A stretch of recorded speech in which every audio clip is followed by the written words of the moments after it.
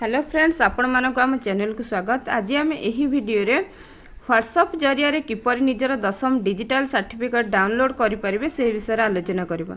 तो आपण माने समस्ते जानिथिबे 26 तारीख रे हमर 10म रिजल्ट डिक्लेयर होउची। तो आपण माने 10म रिजल्ट को बीएससी रो वेबसाइट रो आपण माने देखि परिबे। तो वर्तमान आम एठारे देखिबा डिजिटल सर्टिफिकेट डाउनलोड रो स्टेप गुड़िको। प्रथमे कौन सी मोबाइल रे इंटरनेट सहित व्हाट्सएप आवश्यक। तो आपणकर एक मोबाइल थिबा दरकार, स्मार्टफोन थिबा दरकार, से व्हाट्सएप आप आपण मानकर डाउनलोड होइथिबा दरकार।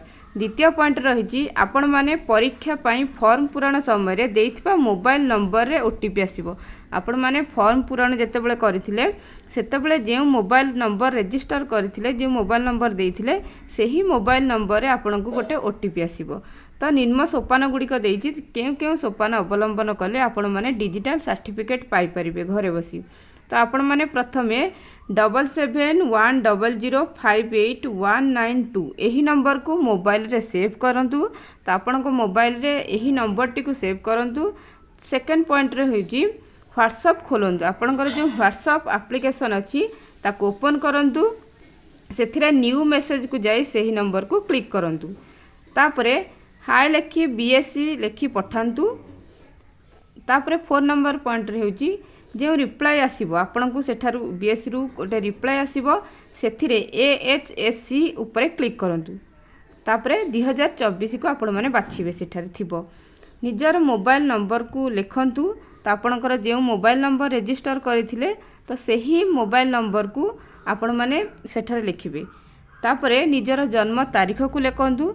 तो आपणकर जन्म तारीख जो दिन आपण जन्म होइथिले तो आपणकर से जन्म तारीख को आपण माने सेठारे लिखिबे। निजर मोबाइल नंबर को लिखंतु। निज मोबाइल नंबर को लिखिबे। सेथिरे आपण को गोटे ओटीपी आसीबो। से नंबर को गोटे ओटीपी आसीबो। से ओटीपी को आपण माने सेठारे लिखिबे। तापरे आपणकर सर्टिफिकेट डाउनलोड हो जिवो। तो ओटीपी देला परे आपणकर जे डिजिटल सर्टिफिकेट से सर्टिफिकेट टी डाउनलोड हो जिवो। तो वर्तमान आपणकर डिजिटल सर्टिफिकेट डाउनलोड हो गला। तो किछि विशेष सूचना रही देखंतु कौन सूचना रही। तो प्रथम पॉइंट होउची फलाफल आसीबार 7 दिन भितरे मागणा सर्टिफिकेट डाउनलोड करि परिबे। आपणकर 26 तारीख रे आसीबो मैट्रिक रिजल्ट। ताहार 7 दिन भितर आपण माने मागणा रे फ्री रे सर्टिफिकेट को डाउनलोड करि पारे, डिजिटल सर्टिफिकेट को डाउनलोड करि परिबे।